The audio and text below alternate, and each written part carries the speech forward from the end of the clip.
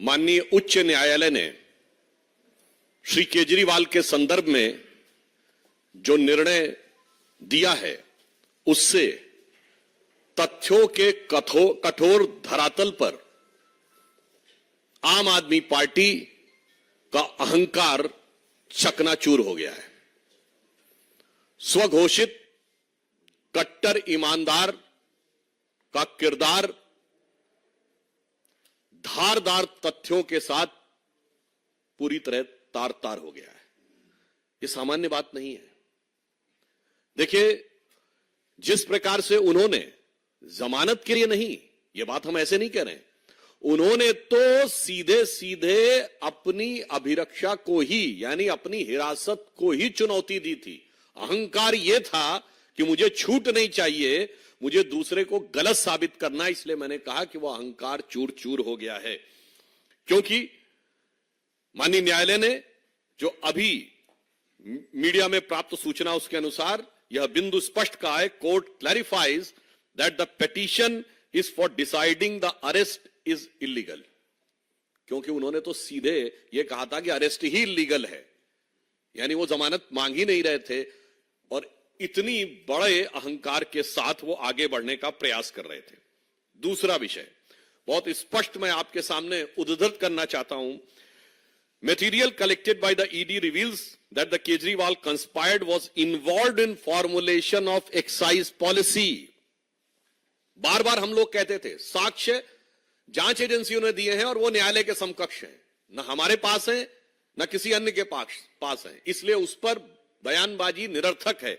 स्पष्ट रूप से कोर्ट कह रहा है कि जो साक्ष्य दिए गए उससे प्रतीत होता है कि वह नीति बनाने में बाकायदा कंस्पायर्ड द एक्साइज पॉलिसी, और फिर लिखा हुआ है was involve in the formulation of the excise policy and use the proceed of crime, यानी वो नीति निर्धारण में मुख्य कर्ता धर्ता थे और उससे प्राप्त चीज को अवांछित आपराधिक चीजों में प्रयोग किया गया।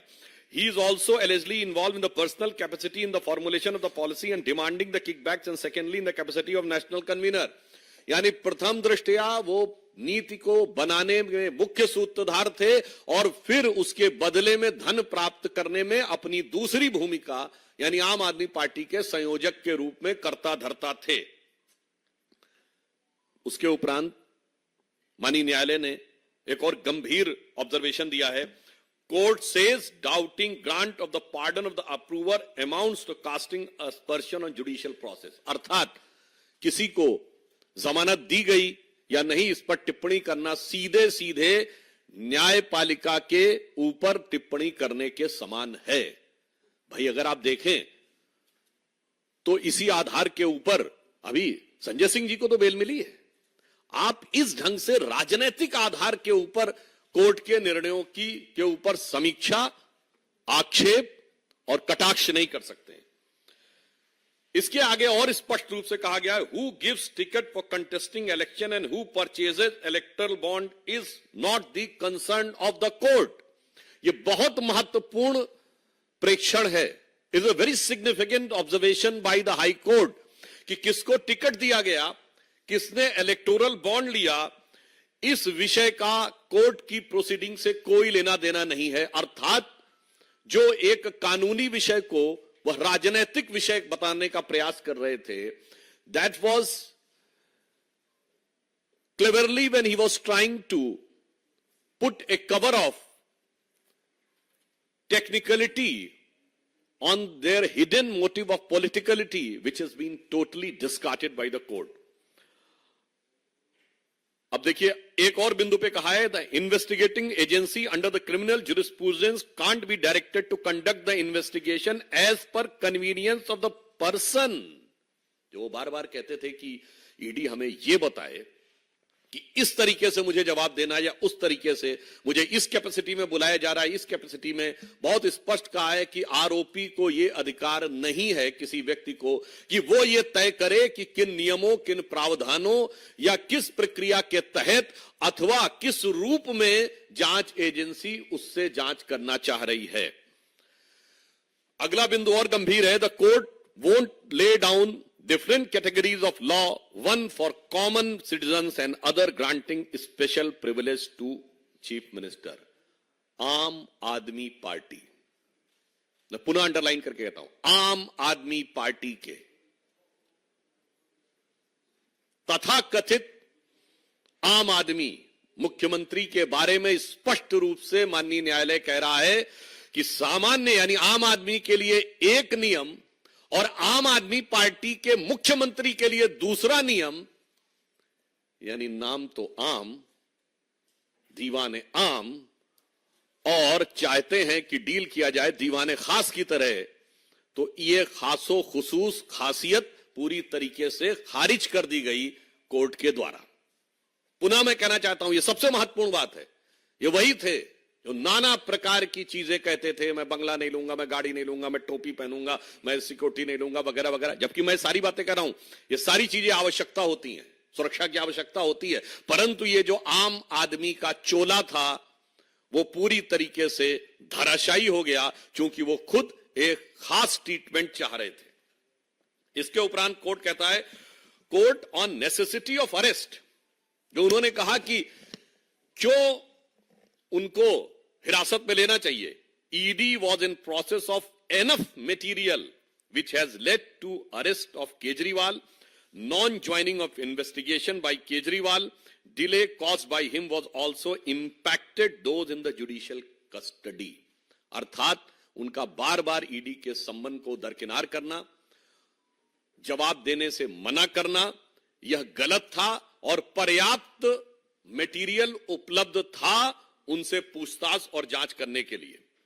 दूसरा, एक गंभीर बात कही गई जो बार बार न्यायिक प्रक्रिया को राजनीतिक रंग देने का प्रयास और उसके ऊपर राजनीतिक आक्षेप करने का प्रयास है। उस पर कोर्ट ने साफ कहा है, जजेस are bound by the law not by the politics.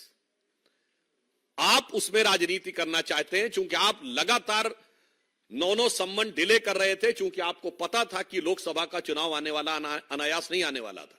इसका अर्थ यह हो गया कि आप न्यायिक प्रक्रिया को राजनीतिक दहलीज तक ले जाने का कार्य आप कर रहे थे। कोर्ट ने स्पष्ट कहा है, किसी भी प्रकार की राजनीतिक गतिविधि से न्यायिक प्रक्रिया प्रभावित होने वाली नहीं है, अर्थात टाइमिंग वाली बात ध्वस्त हो गई।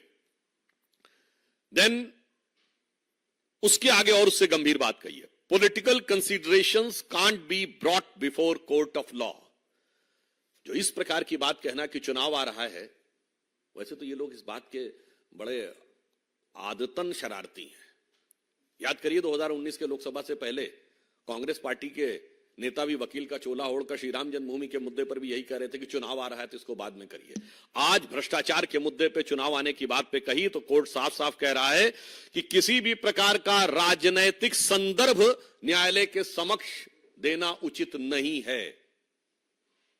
इसके उपरांत कोर्ट कहता है, court are concern with the constitutional morality not the political morality.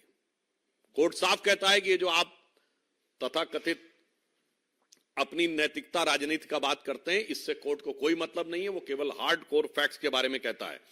अब आगे की बात और भी गंभीर है, जो कहते थे चवन्नी नहीं मिली। इस पॉइंट में माननीय न्यायालय कहता है, this court holds that ED was able to place enough material statement of the approvers and their own candidate stating that was given to for Goa elections, it completes the chain regarding the money sent for Goa elections। यानी जब उनके स्वयं के प्रत्याशी ने यह बयान दिया है कि उसको इसी प्रकार का धन इसी स्रोत से प्राप्त हुआ है, तो यह प्रथम दृष्टया इस संदेह की पुष्टि करता है कि पैसा कहां से आया। जो कहते थे चवन्नी नहीं मिली, अब चवन्नी नहीं, वो करोड़ों का ट्रेल मिल रहा है। इसलिए हम ये बात साफ कहना चाहते हैं कि इंडिया अगेंस्ट करप्शन की अन्ना क्रांति से शुरू हुआ आंदोलन आज के में तब्दील हो गया है, यानी केजरी करप्शन क्रांति में तब्दील हो गया है। एक दशक के अंदर इतना बड़ा पराभव संभवतः भारत की राजनीति में कभी देखने को नहीं मिला होगा। और इसी के साथ एक बात और साफ हो गई है कि तथाकथित इंडी गठबंधन के नेताओं ने उसी रामलीला मैदान में जहां इंडिया अगेंस्ट करप्शन की क्रांति हुई थी, वहां जिस करप्शन को लेकर रैली की थी, अब साफ हो गया कि केजरीवाल जी विगत 30-35 वर्षों से जेल के अंदर बाहर जाने का जो क्रम चल रहा था, वो तमाम नेता, श्री लालू प्रसाद यादव जी से लेके शिबू सोरेन जी से लेके डीएमके के नेता करुणानिधि कनिमोझी, ए राजा से लेके अन्य नेताओं से रत्ती भर भी अलग नहीं हैं।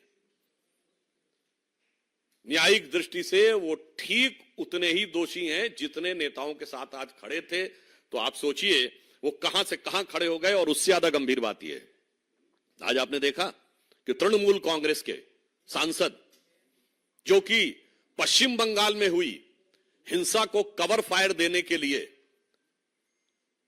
चुनाव आयोग के पास गए थे, तो उनको बचाने के लिए ये मौसेरे भाई आम आदमी पार्टी वाले उनको कवर फायर देने के लिए गए थे।